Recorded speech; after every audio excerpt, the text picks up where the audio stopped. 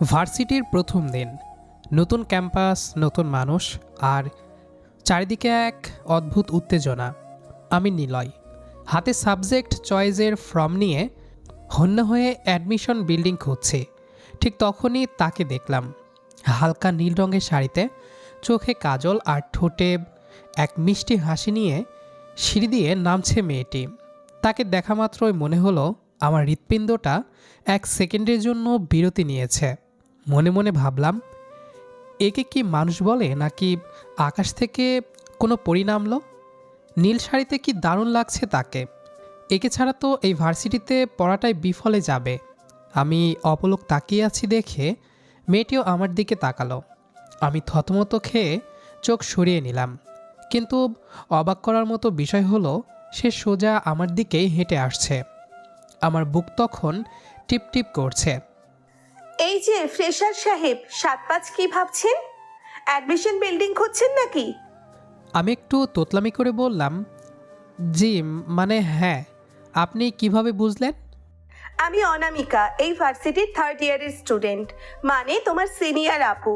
তোমাদের মতো হাবাগোবা চেহারা দেখলেই আমরা বুঝে যাই তোমরা নতুন। দাও আমার সাথে এসো। আমি তার পিছু পিছু হাঁটছি। তার হাঁটার ছন্দ আর বাতাসের সাথে উড়ে আসা পারফিউমের ঘ্রাণে আমি তখন আধমরা। কিন্তু আমি খেয়াল করিনি অনামিকা আপুও আর চোখে বারবার আমাকে দেখছে। সেও যেন মনে মনে কিছু একটা জাল বুনছে। অনামিকা আপু মনে মনে ভাবছিল যে ছেলেটা বেশ কিউট, একদম মাটির পুতুল টাইপের চেহারা। এমন চকলেট বয় তাদের ডিপার্টমেন্টে এর আগে আসেনি। প্রথম দেখাতেই তার কেমন একটা মায়া পড়ে যাচ্ছে এবং আমাকে একটু জ্বালানোর পরিকল্পনাও করে ফেলল সে। ফাইল জমা দিয়ে আমি যখন বের হচ্ছি, আপু দরজার পাশে দাঁড়িয়েছিল। মনে হলো সে আমার জন্যই অপেক্ষা করছে। শোনো নিলয়, এই ভার্সিটিতে টিকে থাকতে হলে কিন্তু একজন ভালো গাইডের দরকার হয়, আর গাইড হিসেবে আমি কিন্তু খুব কড়া। আমি অবাক হয়ে বললাম, মানে আপনি আমার নাম জানলেন কি করে? আমি তো নাম বলিনি। তোমার ফাইলে বড় বড় করে নিলয় চৌধুরী লেখা ছিল। আর হ্যাঁ, তোমার ফোন নম্বরটা দিয়ে যাও, কোনো দরকার পড়লে সিনিয়র হিসেবে হেল্প করব। আমি তো আকাশ থেকে পড়লাম। প্রথম দিনেই তুখোর সুন্দরী এক সিনিয়র আপু নিজে থেকে নাম্বার চাচ্ছে। আমি হাত কাঁপতে কাঁপতে নাম্বারটা দিলাম। মনে হচ্ছিল স্বপ্নে আছি। যাক, আজকের শিকারটা বেশ জুৎসই হলো। নিলয়, তুমি আমার জালে নিজ ইচ্ছেই ধরা দিলে। এখন শুধু দেখার অপেক্ষা কবে তুমি আমায় আপু থেকে বউ ডাকো। আমি শুধু হাঁ করে তাকিয়ে থাকলাম। আপুর শেষ কথাটা আমি পরিষ্কার শুনতে পাইনি, কিন্তু তার বাঁকা হাসিতে কিসের যেন একটা রহস্যময় ইঙ্গিত ছিল। সেই হাসিটাই আমার রাতের ঘুম কেড়ে নেওয়ার জন্য যথেষ্ট ছিল। রাত তখন 12:10। সারাটা দিন অনামিকা আপুর ওই মায়াবী হাসিটা চোখের সামনে ভাসছে। বিছানায় এপাশ ওপাশ করছি, কিন্তু ঘুম আসার কোনো লক্ষণ নেই। হঠাৎ বালিশের পাশে রাখা ফোনটা ভাইব্রেট করে উঠল। আননোন নাম্বার থেকে একটা হোয়াটসঅ্যাপ মেসেজ ডিসপ্লেতে ভেসে উঠছে। কিরে পিচ্চি, ঘুমিয়ে গেছিস? আমি ধরফর করে উঠে বসলাম। নাম্বারটা সেভ করা নেই, কিন্তু প্রোফাইল পিকচারটা দেখে আমার বুক ধক করে উঠল। সেই নীল শাড়ি পরা ছবি, অনামিকা আপু। আমি কাঁপা কাঁপা আঙ্গুলে টাইপ করলাম, না আপু, ঘুম আসেনি। আপনি এই রাতে? কেন, আমি কি এই রাতে মেসেজ দিতে পারি না? নাকি গার্লফ্রেন্ডের সাথে কথা বলছিলি তাই আমার মেসেজে ডিস্টার্ব হলো? আমি দ্রুত রিপ্লাই দিলাম, আরে না আপু, আমার কোনো গার্লফ্রেন্ড নেই। আর আপনাকে ডিস্টার্ব ভাবার প্রশ্নই আসে না। আসলে আপনি মেসেজ দেবেন এটা ভাবিনি তো, তাই একটু অবাক হয়েছে। শোনো নিলয়, আমি কিন্তু খুব জেদি, যা ভাবি সেটাই করি। আজ বিকেলে যখন তোমায় দেখলাম তখনই ভেবেছি রাতে তোমাকে একটু জ্বালানো দরকার। তা প্রথম দিনেই তো আমার নাম্বার নিয়ে নিলে। এখন বলো আমাকে তোমার কেমন লেগেছে? একদম সত্যি বলবে, কোনো সিনিয়র জুনিয়র ফিল্টার রাখা চলবে না। আমি বিপাকে পড়ে গেলাম, কি উত্তর দেব বুঝতে পারছি না। ভাবলাম একটু সাহস করেই বলি। আমি লিখলাম, সত্যি বলতে আপু, আপনাকে যখন প্রথম সিঁড়িতে দেখলাম আমার মনে হয়েছিল আপনি এই ক্যাম্পাসের সবচেয়ে সুন্দর মানুষ। আপনার কথা বলার ধরনটাও খুব অদ্ভুত সুন্দর। ওরে বাবা, এত প্রশংসা! ছেলেটা তো দেখছি বেশ পটু।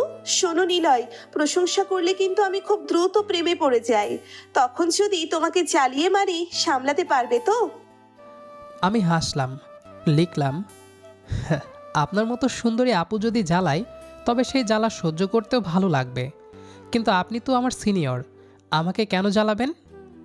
সিনিয়র হয়েছে তো কি হয়েছে? গার্লফ্রেন্ড কি বড় হতে পারে না? অবশ্য আমি এখনো তোমার গার্লফ্রেন্ড হইনি, তবে আমার ইচ্ছে আছে তোমাকে আমার পার্সোনাল অ্যাসিস্ট্যান্ট বানানোর। কাল সকালে ঠিক 9টায় আমাকে লাইব্রেরির সামনে পাবে। আমার জন্য 1 কাপ কফি আর একটা লাল গোলাপ নিয়ে আসবে। এটা সিনিয়র হিসেবে তোমার জন্য আমার প্রথম অর্ডার। আমি থতমত খেয়ে গেলাম, লিখলাম, আপু, কফি না হয় আনলাম, কিন্তু গোলাপ কেন? লোকে দেখলে তো হাসাহাসি করবে। আপনি আমার সিনিয়র, লোকে ভাববে আমি আপনাকে লাইন মারছি। লোকে যা ভাবে ভাবুক, তাতে আমার কিচ্ছু যায় আসে না। আর তুমি লাইন মারলে ক্ষতি কি? আমি কি খুব পচা দেখতে? শোনো নিলয়, কাল যদি গোলাপ না দেখি তবে বুঝবে অনামিকা সিনিয়র হিসেবে কতটা ভয়ঙ্কর হতে পারে। এখন চুপচাপ ঘুমাও আর স্বপ্নে আমাকে দেখার চেষ্টা করো। গুড নাইট হবু বর। শেষ মেসেজটা দেখে আমার ফোনটা হাত থেকে পড়ে যাওয়ার অবস্থা হলো। হবু বর? আপু কি মজা করছে নাকি সিরিয়াস? আমি রিপ্লাই দিতে যাব, দেখি তিনি অফলাইনে চলে গেছেন। সারা রাত আর এক ফোঁটা ঘুম হলো না। মাথার ভেতর শুধু অনামিকা আপুর কথাগুলো আর কালকের গোলাপের চিন্তা ঘুরপাক খেতে লাগলো। পরদিন সকালে আমি অনেক কষ্টে একটা সতেজ লাল গোলাপ জোগাড় করলাম। বুক টিপটিপানি নিয়ে লাইব্রেরির সামনে গিয়ে দেখি আপু একটা সাদা সালোয়ার কামিজ পরে দাঁড়িয়ে আছে। রোদে তার মুখটা চিকচিক করছে। আমাকে দেখেই তিনি একটা বাঁকা হাসি দিলেন। বাহ, নিলয় তো দেখছি বেশ বাধ্য ছেলে। গোলাপটা কি আমার জন্যে নাকি অন্য কাউকে দেবে বলে এনেছিলে? আমি গোলাপটা তার দিকে বাড়িয়ে দিয়ে বললাম, আপনি তো আনতে বললেন আপু, এই নিন আপনার গোলাপ আর কফি। তবে কেন আনতে বললেন সেটা এখনও বুঝলাম না। অনামিকা আপু গোলাপটা হাতে নিয়ে ঘ্রাণ নিলেন এবং আমার খুব কাছে চলে এলেন। তিনি ফিসফিস করে বললেন, গোলাপটা আনলে কারণ আমি বলেছি, আর আমি বলেছি কারণ আমি চাই পুরো ভার্সিটি জানুক যে এই কিউট ছেলেটার ওপর অনামিকার নজর পড়েছে। বুঝেছো পিচ্ছি? আমি কাঠ হয়ে দাঁড়িয়ে রইলাম। তার নিঃশ্বাসের তপ্ত হাওয়া আমার কপালে লাগছে। ভার্সিটির প্রথম 2 দিনেই আমার জীবনটা এভাবে বদলে যাবে আমি কল্পনাও করিনি। অনামিকা আপু কফিতে চুমুক দিয়ে আমার হাত ধরে টানতে টানতে করিডোর দিয়ে হাঁটতে শুরু করলেন।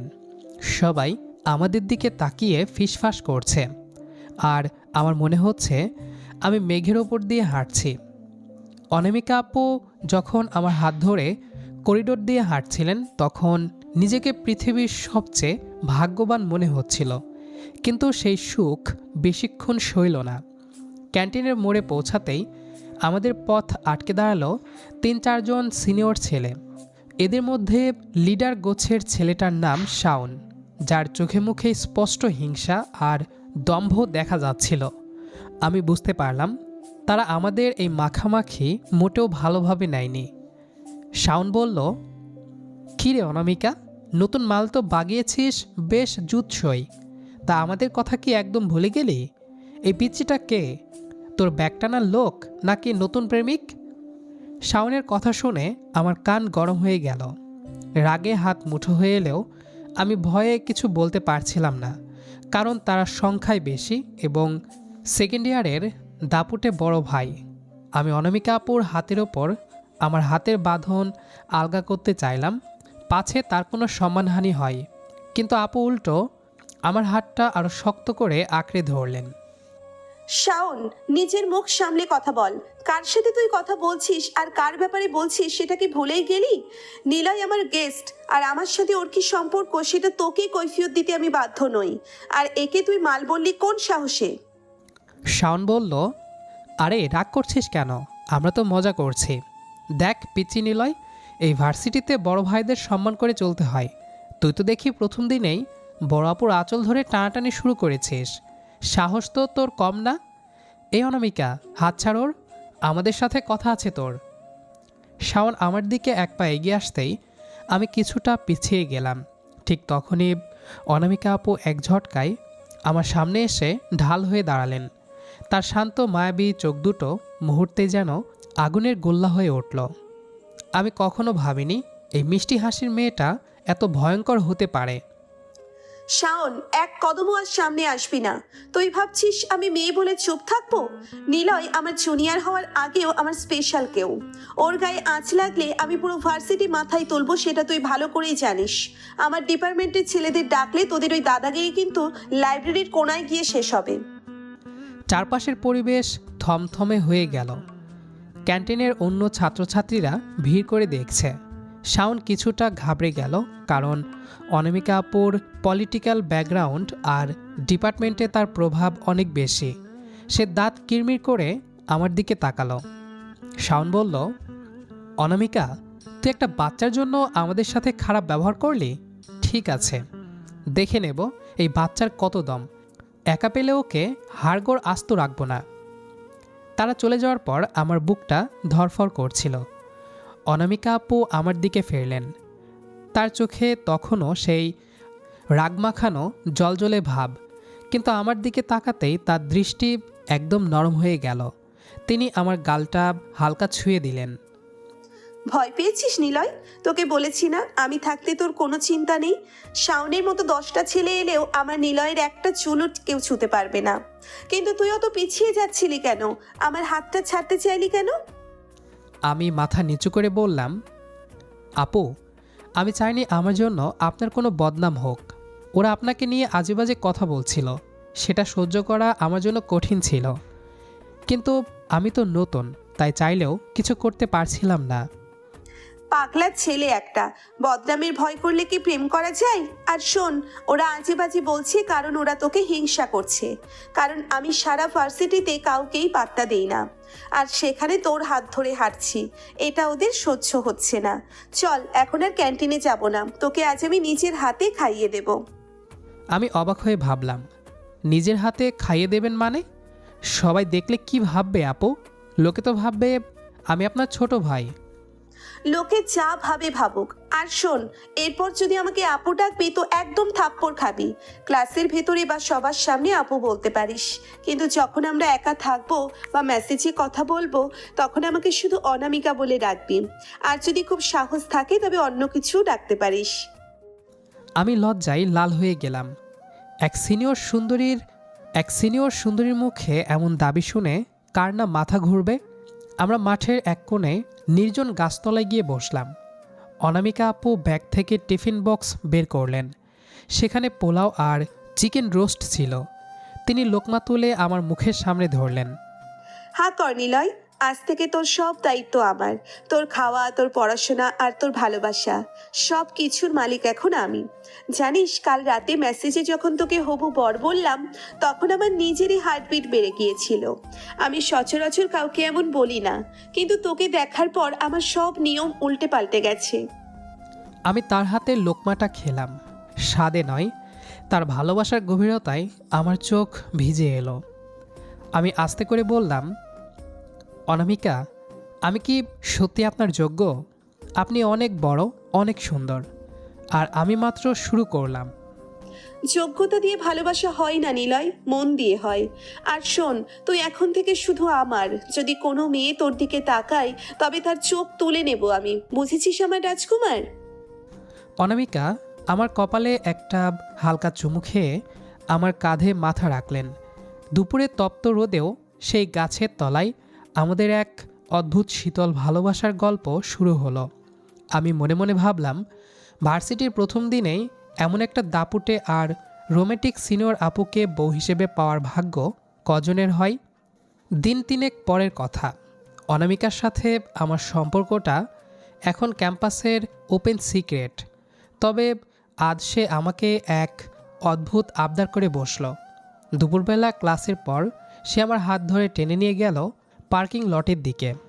তার চোখে মুখে এক রহস্যময় হাসি। সে বলল, নিলয়, আজকে আমার বাসায় কেউ নেই। আম্মু আর ছোট বোন এক বিয়ের দাওয়াতে গ্রামের বাড়ি গেছে। চল, আজ তোকে আমার নিজের জগৎটা ঘুরিয়ে দেখায়। আমি তো শুনেই ঘামতে শুরু করলাম। বড় বড় ঢোক গিলে বললাম, অনামিকা, বাসায় কেউ নেই মানে? আমি একা তোমার বাসায় যাব? যদি কেউ দেখে ফেলে? আর আমি গিয়েই বা কী করব? আমার তো লজ্জা লাগবে। তোর এই লজ্জা পাওয়াটাই তো আমার সবচেয়ে বেশি ভালো লাগে রে পাগল। কেউ দেখবে না, ফ্ল্যাটের দারোয়ান চেনে আমায়। আর গিয়ে কি করবি সেটা না হয় ওখানেই দেখিস। কেন, তোর সিনিয়র আপুকে কি তোর বিশ্বাস হয় না? আমি কি তোকে খেয়ে ফেলবো?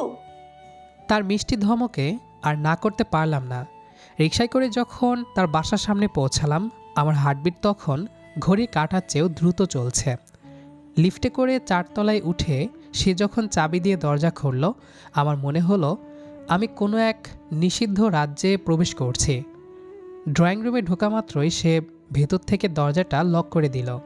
সেই শব্দটা আমার কানে কামানের গোলার মতো বাজল। ঘরটা খুব সুন্দর করে সাজানো, দেওয়ালে অনামিকার বিশাল একটা ছবি। আমি সোফায় আড়ষ্ট হয়ে বসে রইলাম। সে হেসে আমার সামনে এসে দাঁড়ালো এবং তার ওড়নাটা সোফার হাতলে রেখে দিয়ে বলল, এত ঘামছিস কেন? এসিটা ছেড়ে দিচ্ছি, তুই বস, আমি তোর জন্য ঠান্ডা শরবত নিয়ে আসছি। কিছুক্ষণ পর সে এক গ্লাস লেবুর শরবত নিয়ে এলো, কিন্তু সে সেটা টেবিলে না রেখে সরাসরি আমার পাশে গিয়ে ঘেঁষে বসল। আমি কিছুটা সরে যেতে চাইলাম, কিন্তু সে আমার শার্টের কলার ধরে নিজের দিকে টেনে আনলো। তার চোখের ওই মায়াবী চাহনি আজ যেন আরও বেশি গভীর আর নেশাক্ত। নিলয়, তুই কি জানিস তোকে কাছে পেলে আমার নিজের উপর নিয়ন্ত্রণ থাকে না? ওই দিন ক্যাম্পাসে যখন শাওনের সামনে তোকে আড়াল করেছিলাম, তখনই মনে হয়েছিল তোকে একদম বুকের ভেতর লুকিয়ে রাখি। তুই এত শান্ত কেন রে? একটু দুষ্টুমি করতে পারিস না আমার সাথে? আমি শরবতের গ্লাসে চুমুক দিয়ে বললাম, আমি আসলে বুঝতে পারছি না কি বলা উচিত। তুমি আমার সিনিয়র, আমার সবসময় মনে হয় তোমাকে সম্মান করা উচিত, কিন্তু তুমি যেভাবে তাকাও তাতে আমার সব বুদ্ধি গুলিয়ে যায়। আর তাছাড়া বন্ধ ঘরে তোমার সাথে একা বসে থাকতে আমার খুব ভয় লাগছে। ভয় কিসের? আমি কি বাঘ যে তোকে কামড় দেব? আচ্ছা শোন, আজ তোকে একটা সারপ্রাইজ দেব। আমি একটা নতুন শাড়ি কিনেছি তোর জন্য। তুই বস, আমি ওটা পরে আসছি। তুই বলবি আমায় কেমন লাগছে। সে ঘরে চলে গেল।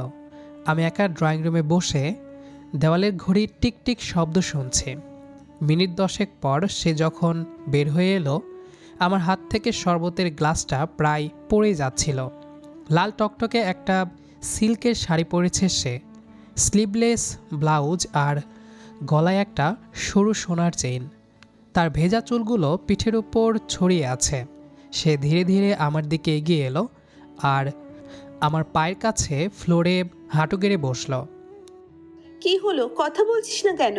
খুব খারাপ লাগছে দেখতে। আমি তো ভেবেছিলাম লাল রঙে আমায় দেখে তুই অজ্ঞান হয়ে যাবি।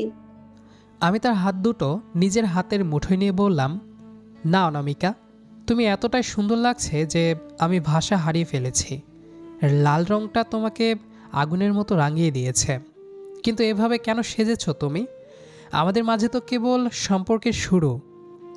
সম্পর্কের শুরু কি কেবল ক্যালেন্ডার দেখে হয় নিলয়? আমি যেদিন তোকে প্রথম দেখেছি সেই দিনই মনে মনে তোকে সিঁদুর পরিয়ে দিয়েছি। তুই ছোট হতে পারিস, কিন্তু আমার জীবনের পূর্ণতা তো তুই। আজ এই নির্জনে আমি তোকে বলতে চাই, আমি শুধু তোর সিনিয়র আপু হয়ে থাকতে চাই না, আমি তোর সব হতে চাই। অনামিকা আমার হাঁটুর ওপর মাথা রাখল। আমি তার রেশমের মতো চুলে হাত বুলিয়ে দিতে লাগলাম। ঘরের নিস্তব্ধতায় কেবল আমাদের নিঃশ্বাসের শব্দ পাওয়া যাচ্ছে। হঠাৎ সে মাথা তুলে সরাসরি আমার চোখের দিকে তাকালো। তার ঠোঁট দুটো কাঁপছে। নিলয়, আজ যদি আমি তোকে একটা দাবি করি, তুই কি সেটা রাখবি? আমাকে কি একটা কথা দিবি যে পরিস্থিতি যাই হোক তুই এই হাতটা কখনো ছাড়বি না? এমনকি যদি আমাদের পরিবার বাধা দেয় তবুও না? আমি তার কপালে আলতো করে চুমু খেয়ে বললাম, আমি তো তোমার জালে আটকে গেছি অনামিকা।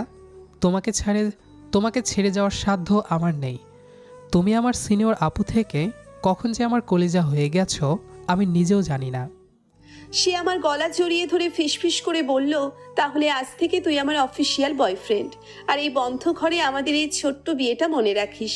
যেদিন সত্যিকারের বউ হয়ে তোর ঘরে যাব, সেদিন তোকে অনেক জ্বালাবো। এখন চল, রান্নাঘরে আমি বিরিয়ানি রান্না করে রেখেছি, দুজনে মিলে এক প্লেটে খাবো। আমরা এক প্লেটে খাবার নিয়ে বসলাম। সে প্রতিটা লোকমা মেখে আমাকে খাইয়ে দিচ্ছে। তার এই রোমান্টিক রূপটা আমাকে বারবার মনে করে দিচ্ছে যে ভার্সিটির জীবনটা যতটা বোরিং হতে পারত, এই মেয়েটা সেটাকে ততটাই রঙিন করে দিয়েছে। কিন্তু আমি জানতাম না আমাদের এই সুখের মুহূর্তের ওপর কারো কুনজর পড়তে শুরু করেছে। খাবার শেষে যখন আমরা সোফায় বসে গল্প করছি, হঠাৎ কলিং বেলটা বেজে উঠল। আমি আঁতকে উঠে দাঁড়ালাম। এই অসময়ে কে আসতে পারে? অনিমেকার মুখেও কিছুটা চিন্তার রেখা ফুটে উঠল। সে ইশারায় আমাকে চুপ থাকতে বলে দরজার উকি দেওয়া ফুটো দিয়ে দেখল। তার চেহারা ফ্যাকাশে হয়ে গেল। সর্বনাশ হয়েছে নিলয়, দরজায় আমার বড় ভাই দাঁড়িয়ে আছে। ও তো বিদেশে থাকতো, আজই চলে আসবে সেটা তো বলেনি। তুই এখন কোথায় লুকাবি? ও যদি তোকে এখানে দেখে তবে তোকে আর আমাকে দুজনেই আস্ত রাখবে না। দরজায় অনামিকার বড় ভাই দাঁড়িয়ে আছে শুনে আমার আত্মারাম খাঁচা ছাড়া হওয়ার দশা। অনামিকা অস্থির হয়ে এদিক ওদিক তাকাচ্ছে। কলিং বেলটা অনবরত বেজেই যাচ্ছে। বড় ভাইয়ের গম্ভীর গলার আওয়াজ ড্রয়িং রুম থেকেই পাওয়া যাচ্ছে। সে বলছে, অনামো দরজা খোল, আমি জানি তুই ভেতরে আছিস। নিলয়, তুই জলদি আমার রুমে গিয়ে খাটের নিচে লুকো, অথবা বারান্দার কোণার টবের আড়ালে যা। যাই হোক, ও যেন তোকে কোনোভাবেই না দেখে। ও খুব রাগী, জানলে আজ কেয়ামত হয়ে যাবে। আমি আর এক সেকেন্ড দেরি না করে অনামিকার বেডরুমে ঢুকে পড়লাম। খাটের নিচে লুকানোর জায়গা নেই, তাই আলমারি আর দেওয়ালের চিপায় কোনো রকমে নিজেকে সেধিয়ে দিলাম। ওদিকে ড্রয়িং রুম থেকে অনামিকার দরজা খুলতেই বড় ভাই রাগী গলা শুনতে পেলাম। আরে ভাইয়া, তুমি হঠাৎ ফোন করোনি কেন? আমি তো মাত্র ঘুমানোর প্রস্তুতি নিচ্ছিলাম। ফোন করেছিলাম তো, তুই ধরিসনি। আর এত দেরি হলো কেন দরজা খুলতে? তোকে কেমন ঘরমাক্ত লাগছে কেন? ঘরে কি কেউ আছে? আমি তো বাইরে থেকে কারোর গলার আওয়াজ পাচ্ছিলাম মনে হলো। কি যে বলো না ভাইয়া, আমি ফোনে গান শুনছিলাম, হয়তো সেটার আওয়াজ। আর এসিটা বন্ধ ছিল তাই একটু গরম লাগছে। তুমি ফ্রেশ হয়ে নাও, আমি তোমার জন্য চা বানাচ্ছি। আমি দেওয়ালের আড়ালে দাঁড়িয়ে ঘামছি আর দোয়া দরুদ পড়ছি। বড় ভাই ড্রয়িং রুমে বসে সোফায় হেলান দিলেন। তিনি হঠাৎ করেই অনামিকার বেডরুমের দিকে এলেন তার ব্যাগটা রাখার জন্য। আমি নিঃশ্বাস বন্ধ করে ফেললাম। তিনি ঘরের ভেতরে ঢুকে সোজা আলমারির দিকে এলেন কিছু একটা খুঁজতে। আমি ভাবলাম আজ আমার শেষ দিন। কিন্তু ঠিক সেই মুহূর্তে অনামিকা পেছন থেকে বড় ভাইয়াকে ডেকে অন্য রুমে নিয়ে গেল। ভাইয়া শোনো, আম্মু তো গ্রামে যাওয়ার সময় তোমার রুমের চাবি আমার কাছে দিয়ে গেছে। তোমার ব্যাগ আমার রুমে রাখার দরকার নেই, তুমি নিজের রুমেই ফ্রেশ হও, এসো আমার সাথে। মিনিট বিশেক পর বড় ভাই বাথরুমে ঢুকলে অনামিকা দৌড়ে আমার কাছে এলো। সে আমার হাত ধরে ফিসফিস করে বলল, নিলয় এখন সুবর্ণ সূচক, ভাইয়া শাওয়ার নিতে ঢুকেছে। তুই চোরের মতো পা টিপে টিপে মেইন দরজা দিয়ে বেরিয়ে যা, নিচে গিয়ে আমায় টেক্সট করিস। আমি এক দৌড়ে ফ্ল্যাট থেকে বেরিয়ে লিফট না দিয়ে সিঁড়ি দিয়েই নিচে নেমে এলাম। রাস্তায় এসে যখন লম্বা একটা শ্বাস নিলাম, মনে হলো পুনর্জন্ম পেলাম। সেদিনের ঘটনার পর থেকে আমাদের সম্পর্কটা এক নতুন মোড় নিল। বিপদ আমাদের আরও কাছাকাছি নিয়ে এলো। দিন যত যেতে লাগলো, অনামিকার ভালোবাসা আমার প্রতি বাড়তে লাগলো। সে এখন আর শুধু আমার সিনিয়র আপু নয়, সে যেন আমার ছোট বাচ্চার মতো আগলে রাখা একজন রোমান্টিক স্ত্রী। প্রতিদিন ভার্সিটিতে আমাদের দেখা হয়। ক্লাস শেষে আমরা লাইব্রেরির সেই নির্জন কোণায় গিয়ে বসি। জানিস নিলয়, সেদিন তুই যদি ধরা পড়তিস তবে ভাইয়া তোকে মেরেই ফেলতো। কিন্তু আমার কি মনে হয় জানিস, তোকে নিয়ে আমার এখন আর ভয় লাগে না। মনে হয় পুরো দুনিয়ার সামনে তোর হাত ধরে বলতে পারি যে তুই আমার। আমি হাসলাম, বললাম, অনামিকা, তুমি তো সত্যিই পাগল। কিন্তু তোমার এই পাগলামিটাই আমাকে রোজ নতুন করে তোমার প্রেমে ফেলে। আচ্ছা, তুমি তো এখন থার্ড ইয়ারের শেষের দিকে। পাশ করে চলে গেলে আমি এই ভার্সিটিতে কার আঁচল ধরে ঘুরবো? আমি নিলয়ের নাকে একটা আলতো টোকা দিয়ে বলি, খবরদার, আমার আঁচল ছাড়া অন্য কারো দিকে তাকালে একদম কঙ্কাল বানিয়ে দেব। আর শোন, আমি পাশ করলে কি হচ্ছে? আমি তো এই শহর ছেড়েই যাচ্ছি না, আমি তো অলরেডি তোর বাসায় যাওয়ার প্ল্যান করছি। আমার মা তোকে একদিন দেখতে চেয়েছেন। আমি আকাশ থেকে পড়লাম, বললাম, তোমার মা আমাকে দেখবেন? মানে তুমি কি সব বলে দিয়েছো নাকি? অনামিকা, আমার তো এখনই হাত পা কাঁপছে। বড় ভাইয়ের হাত থেকে বাঁচলাম, এখন আন্টির সামনে কিভাবে দাঁড়াবো? মা তো ভাইয়ার মতো অত রাগী নন, তিনি খুব রোম্যান্টিক। আমি মাকে বলেছি আমার এক জুনিয়র খুব কিউট আর মেধাবী, সে আমাকে পড়াশোনায় হেল্প করে। মা তো হেসেই খুন। তিনি বললেন তোকে জুনিয়র হেল্প করে, তা সেই ছেলেকে একবার বাসায় নিয়ে আয়, দেখি কার ঘাড়ে কয়টা মাথা যে অনামিকাকে পড়াতে চায়। সময়গুলো যেন ডানায় ভর করে উঠছে। অনামিকা এখন প্রতিদিন আমার জন্য বাড়ি থেকে টিফিন বানিয়ে আনে, কোনো দিন বিরিয়ানি, কোনো দিন খিচুড়ি। আমরা করিডোর দিয়ে হাঁটলে জুনিয়ররা আমাদের দিকে তাকিয়ে হাসে, সিনিয়ররা ঈর্ষাভরা চোখে তাকায়, কিন্তু অনামিকা সব অগ্রাহ্য করে আমার কাঁধে মাথা রেখে হাঁটে। সে এখন আমার সব নোটস চেক করে দেয়, আমার রেজাল্ট ভালো করার জন্য শাসন করে। নিলয় শোন, সামনের শুক্রবার তোকে আমাদের বাসায় আসতে হবে। এবার আর চোরের মতো নয়, একদম রাজার মতো আসবি। মা তোকে ইনভাইট করেছেন।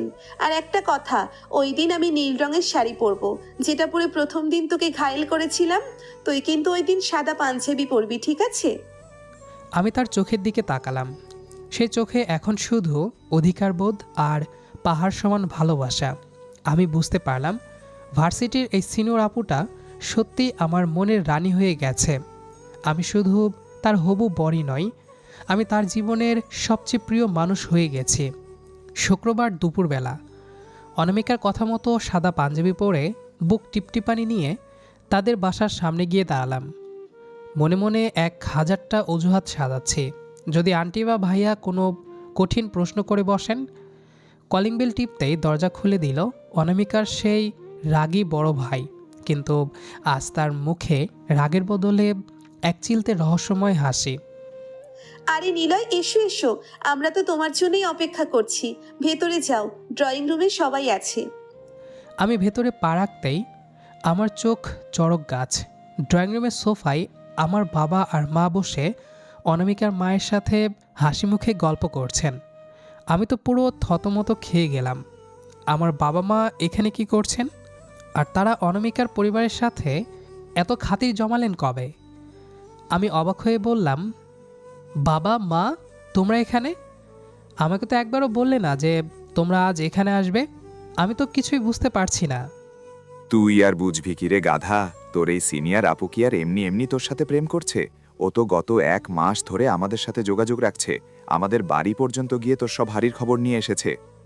অনামিকা মেয়েটা যেমন সুন্দর তেমনই বুদ্ধিমতী। ও আমাদের বুঝিয়ে বলেছে যে ও তোকে কতটা ভালোবাসে। আমরা তো ওর গুণেই মুগ্ধ। তাই আজ আমরা এসেছি পাকাপাকিভাবে বিয়ের কথা বলতে। তুই তো এখনও পিছিয়েই রয়ে গেলি, কিন্তু তোর বউ তো সব গুছিয়ে ফেলেছে। আমি লজ্জায় আর বিস্ময়ে পাথরের মতো দাঁড়িয়ে রইলাম। অনামিকা এত কিছু করে ফেলেছে আর আমি ঘূর্ণাক্ষরেও টের পাইনি।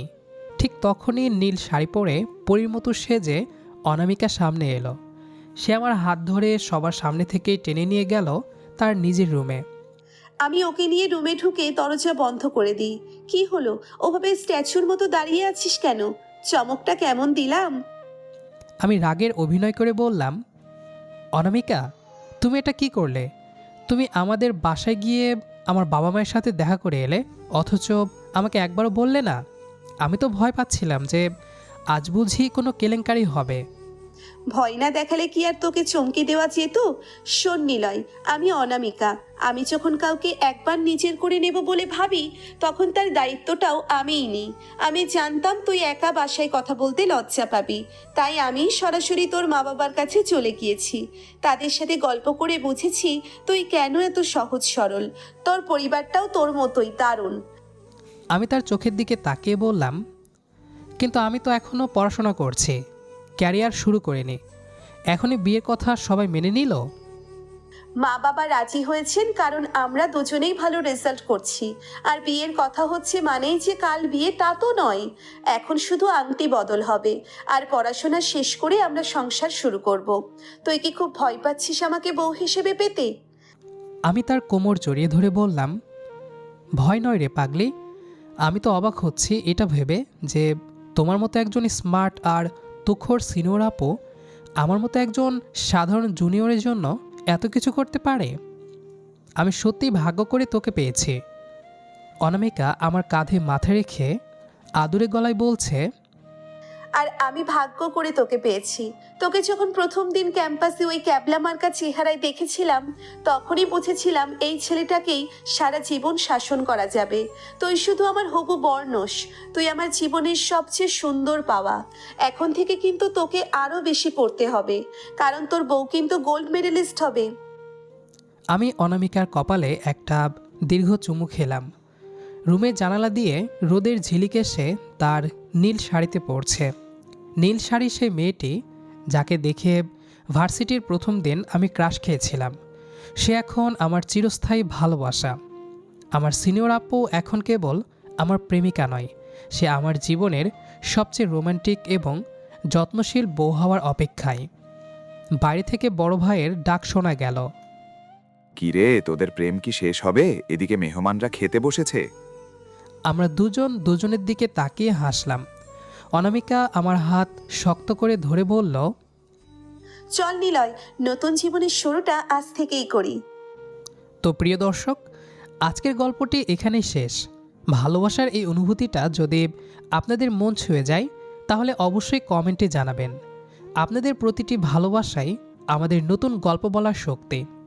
এমন আরও হৃদয় ছোঁয়া গল্প শুনতে আমাদের চ্যানেলের সাথেই থাকুন। চ্যানেলটি সাবস্ক্রাইব করে বেল আইকনটি অন করে দিন, যেন নতুন গল্প নিয়ে এলে আপনি সবার আগে দেখতে পারেন। আবার দেখা হবে নতুন কোনো গল্পে, নতুন কোনো ভালোবাসার সাথে। সে পর্যন্ত ভালো থাকুন, আমাদের সাথেই থাকুন।